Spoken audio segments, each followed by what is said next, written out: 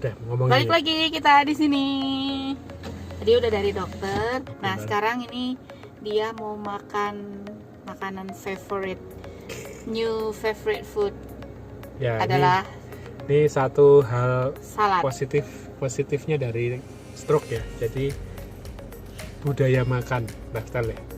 Kalau dulu biasanya makan Sate apa kambing. ya? Sayur-sayuran nggak bisa Gulai. makan kan, apalagi yang namanya tomat, timun, apalagi ya. Saya udah kayak gitu suka nggak mau makan gitu. Cuma Nggak karena kolu. sekarang jadi Harus, jadi mau harus. dan lama-lama juga enak juga. Ternyata enak apa enggak enak itu masalah kebiasaan dan mindset. Jadi kalau kita merasa enak ternyata jadi enak gitu. Jadi aku boleh makan gitu. Boleh. Sambil Gitulah. makan ya, teman-teman. Iya, sambil makan. Sorry, sayur. Nah, jadi terus sampai mana tadi? Oh ya, sampai kok bisa gitu kena serangan stroke di usia yang masih belum 40 bahkan ya. Itu tadi jawabannya adalah karena selama beberapa tahun belakangan ini beliau khususnya atau umumnya ya kami secara umum sekeluarga ini kurang memperhatikan masalah kesehatan gitu. Jadi ya berasa masih muda, berasa masih fit, terus digeber aja terus makan makanan apa yang disukai ya. Terus habis itu jarang olahraga, nggak pernah workout gitu. Terus kerjanya super gila-gilaan, istirahatnya kurang, maksudnya bukan kurang ya, kadang istirahatnya cukup tapi nggak bagus gitu kualitasnya. Dan itu ternyata yang memang memicu munculnya penyakit-penyakit yang ya kita bikin sendiri lah istilahnya gitu. Terus kalau hipertensinya karena bapak dan ibunya babab ini juga sakitnya sama juga, stroke juga. Jadi memang harusnya dari awal kita sudah ekstra hati-hati mengenai hal ini. Cuman ya qadarullah ya, kita juga nggak menyangka bakalan dapat pelajaran hidup yang begitu berharga gitu dengan sakitnya babab ini. Kita nggak terlalu jaga itu awalnya gitu. Dan memang itu kolesterol itu stroke ternyata penyebabnya banyak lah ya, banyak aspek. Dan ternyata banyak juga sekarang ya tren juga, ternyata banyak anak-anak muda yang terkena stroke juga. Jadi jangankan bicara 40 ya, bahkan ada yang 25, 30-an. Yang anak muda itu cepat sembuhnya. Jadi berapa bulan atau ada yang setahun itu udah bisa sembuh. Nah, jadi ya the bright side-nya salah satunya adalah karena babab mengalami serangan ini karena waktu umurnya masih relatif muda dibandingkan dengan orang-orang yang pada umumnya kena gitu. Jadi recovery-nya jauh lebih cepat. Alhamdulillah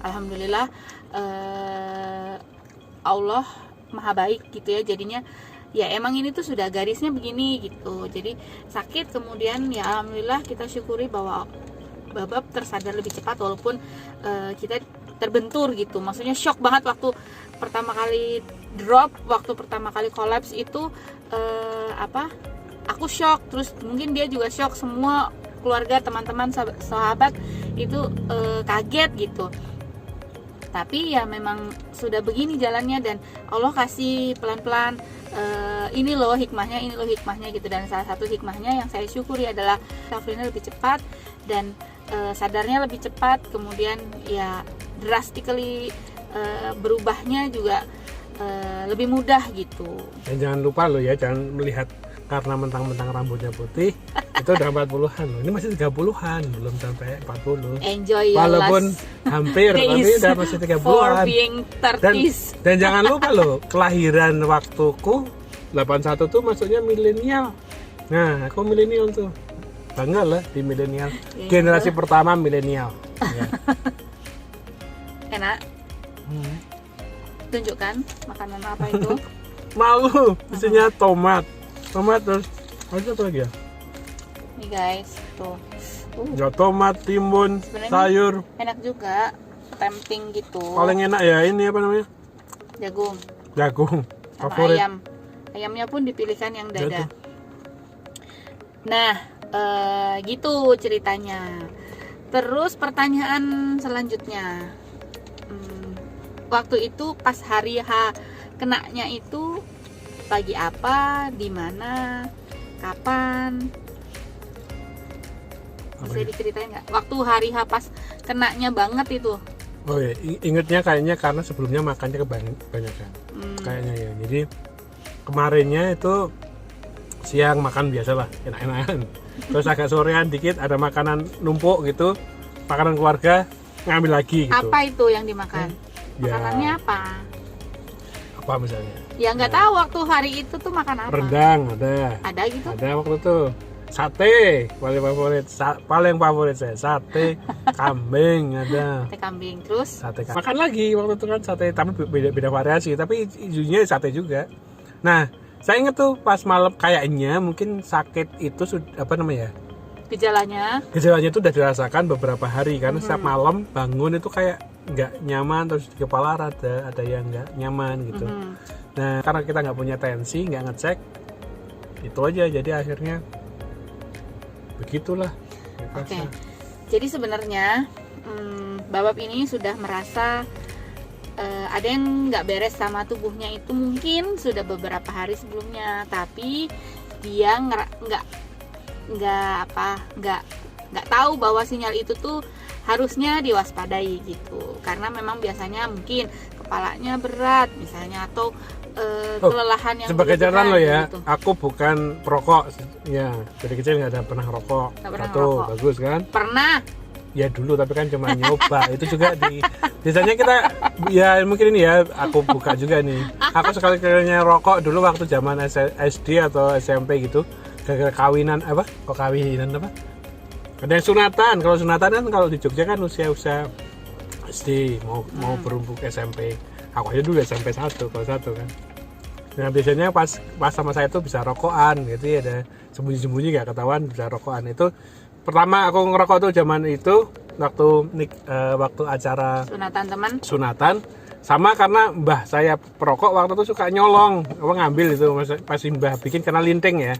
Rokok linting tuh suka bikin nyobain, tapi ya cuma happy doang waktu itu. Tapi semenjak itu nggak pernah kok dihitung secara pure merokok itu nggak dihitung pernah. Secara batang mungkin cuman dalam hidupnya jadi, dia itu cuman 3 batang sampai 5 batang. Kalau dihitung berapa? Jadi saya bukan perokok, minum juga bukan peminum. Kamu nggak minum? Nggak sih. Makan doang. Makan. Minum makan air happy, minum air. Nah satu lagi nih masalah minum ya kan, karena orang tua itu karena pernah sakit stroke dan sebelumnya juga karena gula kan.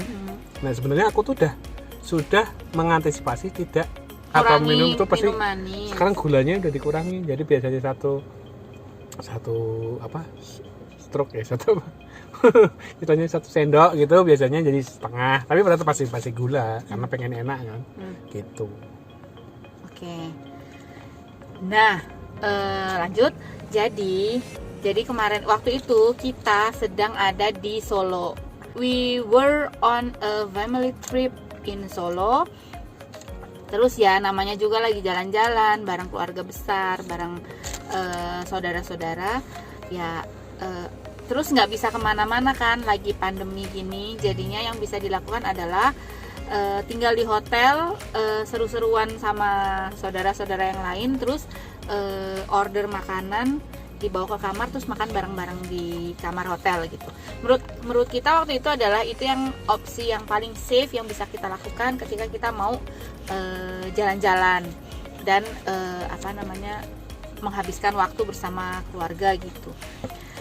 Nah, nggak jauh-jauh dari kuliner kan makanya. Nah udah terus makan makanannya tuh sate buntel. Yang di Solo tuh kan enak-enak makanannya, sate buntel, soto, terus jeroan, terus abis itu nasi liwet, terus ayam goreng, selat Solo. Selat Solo. Nah, selat Solo. Nah, terus penutupnya adalah soto daging enak itu. Wah, mantap, pokoknya gitu. Nah, hari Jumat itu kami rencananya akan pulang ke Malang. Jadi setelah 3 hari di Solo, Rabu, Kamis, Jumat rencana akan check out. Kemudian yang para laki-lakinya sholat Jumat dulu, yang cewek-ceweknya beresin barang-barang. Setelah sholat Jumat kita akan pulang ke Malang gitu.